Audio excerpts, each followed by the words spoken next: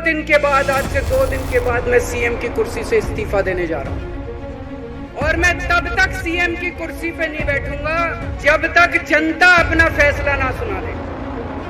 आज मैं जेल से आया हूं, मैं अपनी अग्नि परीक्षा देने के लिए तैयार हूं। ये मेरे को बेईमान साबित करना चाहते हैं, मेरे ऊपर कीचड़ फेंक रहे हैं, मेरे ऊपर लांछन लगा रहे हैं, मुझे सुबह शाम गालियां देते हैं। लेकिन मेरे लिए बीजेपी इंपॉर्टेंट नहीं है, मेरे लिए आप लोग इंपॉर्टेंट हैं। अगर देश की जनता, दिल्ली की जनता को लगता है केजरीवाल बेईमान है, मैं 1 मिनट के लिए सीएम की कुर्सी पे भी नहीं बैठूंगा। 1 मिनट के लिए मैं बैठूंगा।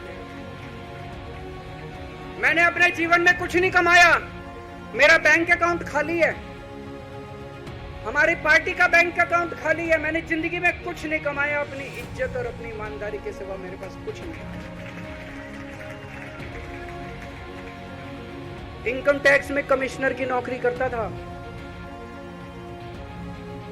2000 में नौकरी छोड़ के सन 2000 से 2010 तक 10 साल मैंने दिल्ली की झुग्गियों के अंदर बिताए। कुछ महीने दिल्ली की झुग्गियों में जाके रहा मैं, झुग्गी के अंदर, नंद नगरी, सुंदर नगरी की झुग्गियों के अंदर मैंने गली गली में खाक छानी है कि गरीब आदमी रहता कैसे, उसके घर का गुजारा कैसे चलता है। अगर पैसे कमाने होते इनकम टैक्स कमिश्नर की नौकरी पूरी नहीं थी। और जब मैंने नौकरी छोड़ी थी तब कोई पार्टी नहीं थी, कुछ नहीं थी। ऐसा नहीं था कि उस टाइम ये था मुख्यमंत्री बनने चला था या कोई पार्टी, कुछ नहीं था, कोई भविष्य नहीं था। केवल देश के लिए जुनून था कि देश के लिए कुछ करना है,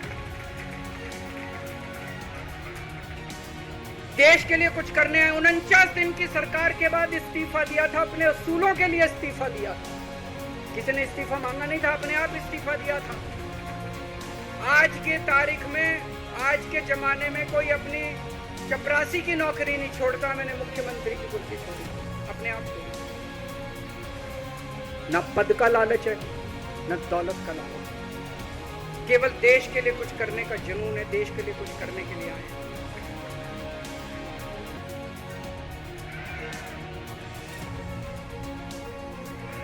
इन्होंने मेरे ऊपर आरोप लगाए, मनीष जी के ऊपर आरोप लगाए हैं। इस देश का जो सबसे कठोर कानून है, ईडी का कानून, पीएमएलए, जिसमें बेल भी नहीं मिलती, बेल मिलनी भी मुश्किल है, उसके अंदर हमारे ऊपर तरह तरह के इन लोगों ने आरोप लगाए हैं। कोर्ट से हमको बेल मिल गई, उसके बाद आज की तारीख में, आज जो स्थिति है, इससे फालतू कोर्ट और कुछ नहीं कर सकता था जितना कोर्ट ने कर दिया हमारे पक्ष। हम कोर्ट के बहुत शुक्रगुजार। कोर्ट ने हमें बेल दे दी, अभी बेल तक ही दे सकता था। अब ये केस चलेगा। मैंने वकीलों से पूछा, मैंने कहा मेरा दिल कहता है कि जब तक ये मैं कोर्ट से बरी होके ना आ जाऊं तब तक मैं सीएम की कुर्सी पे नहीं बैठूंगा। उन्होंने कहा जी ये 10 साल चलेगा, कोई कह रहा है 15 साल चलेगा केस, कोई कह रहा है 20 साल चलेगा केस। तो केस ये अभी लंबा चलेगा। आज कोर्ट जितना कर सकता था, कोर्ट ने हमारे पक्ष में निर्णय लिया है, हमें बेल दे दी। उन्होंने ऐसे कानून में जिसमें बेल मिलनी नामुमकिन होती है, उन्होंने बेल दे दी। आज मैं आपकी अदालत में आया, जनता की अदालत में आया, आपसे पूछने के लिए आया हूं, क्या आप केजरीवाल को ईमानदार मानते हो कि गुनहगार मानते हो?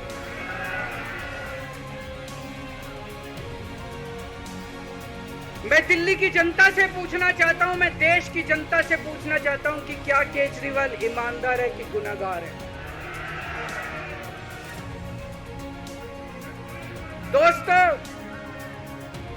2 दिन के बाद, आज से 2 दिन के बाद मैं सीएम की कुर्सी से इस्तीफा देने जा रहा हूं।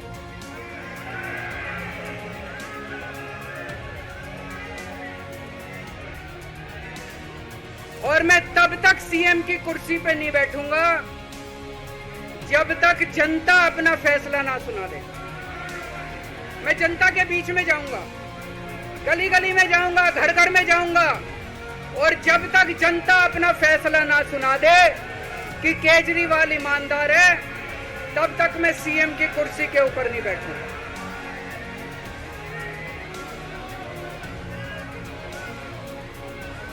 आज से कुछ महीने बाद चुनाव है, दिल्ली के चुनाव है।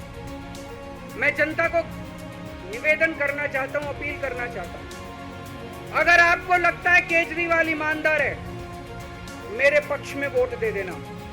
अगर आपको लगता है केजरीवाल गुनहगार है, मेरे को वोट मत देना। आप अगर मेरे को, आपका एक एक वोट मेरी ईमानदारी का सर्टिफिकेट होगा। अगर आप मेरे को वोट देके जिताओगे और अगर आप कहोगे कि केजरीवाल ईमानदार है, तो चुनाव के बाद, उसके बाद जाके मैं सीएम की कुर्सी पे बैठूंगा। तब तक मैं सीएम की कुर्सी पे नहीं बैठूंगा।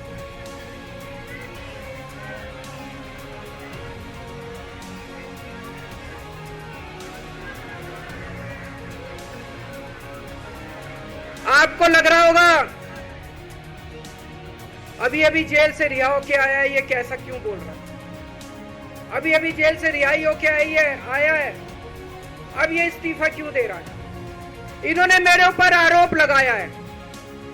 इन्होंने आरोप लगाया है कि केजरीवाल चोर है। इन्होंने आरोप लगाया है केजरीवाल भ्रष्टाचारी है। इन्होंने आरोप लगाया है केजरीवाल ने भारत माता के साथ धोखा किया है। ये करने के लिए नहीं आया था मैं, सत्ता से पैसा और पैसे से सत्ता, इस खेल के खेलने के लिए मैं नहीं आया था।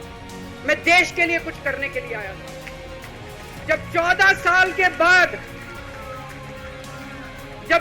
साल के बाद भगवान राम वनवास से लौटे, सीता मैया को अग्नि परीक्षा देनी पड़ी थी। आज मैं जेल से आया हूं, मैं अपनी अग्नि परीक्षा देने के लिए तैयार हूं।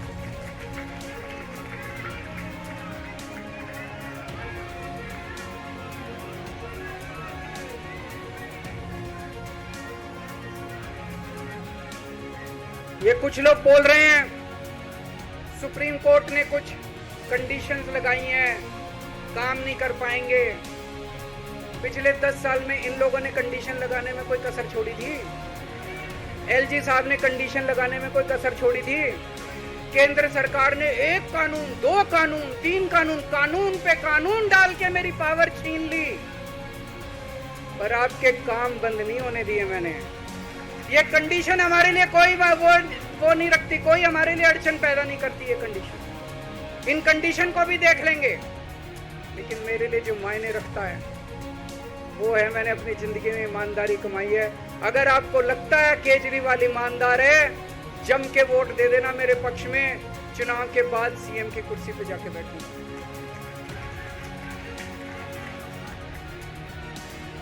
फरवरी में चुनाव है। आज इस मंच से मैं मांग करता हूं कि ये चुनाव नवंबर में कराए जाए, महाराष्ट्र के साथ कराए जाए, तुरंत कराए जाए चुनाव। और जब तक आपका फैसला नहीं आएगा, तब तक मैं जिम्मेदारी नहीं संभालूंगा। और मैं जब तक चुनाव नहीं होते, मैंने जैसे बताया 2 दिन के बाद मैं अपना इस्तीफा दूंगा। जब तक चुनाव नहीं होते, तब तक मेरी जगह आम आदमी पार्टी से कोई और मुख्यमंत्री बनेगा। अगले 2-3 दिन के अंदर विधायक दल की मीटिंग होगी और विधायक दल की मीटिंग में अगले मुख्यमंत्री के नाम का तय किया जाएगा। मैं मनीष जी से बात कर रहा था, जो पीड़ा मेरे मन में है वो पीड़ा मनीष जी के मन में भी है। इनके लिए भी वही सब कहा गया जो मेरे लिए कहा गया है। मनीष जी का भी कहना है कि ये दिल्ली के उप मुख्यमंत्री और शिक्षा मंत्री और मंत्री का पद तभी संभालेंगे जब दिल्ली की जनता कहेगी कि मनीष सिसोदिया ईमानदार है। तो मैं और मनीष सिसोदिया, हम दोनों का फैसला आपके हाथ में है, जनता के हाथ में है।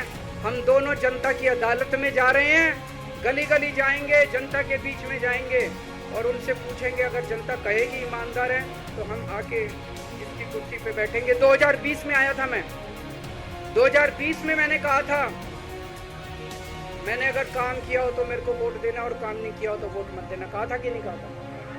आज मैं आपके बीच में आया हूं, मैं कह रहा हूं अगर मैं ईमानदार हूं तो वोट देना, अगर मैं बेईमान हूं तो वोट मत देना, बिल्कुल मत देना। भारत माता की, भारत माता की।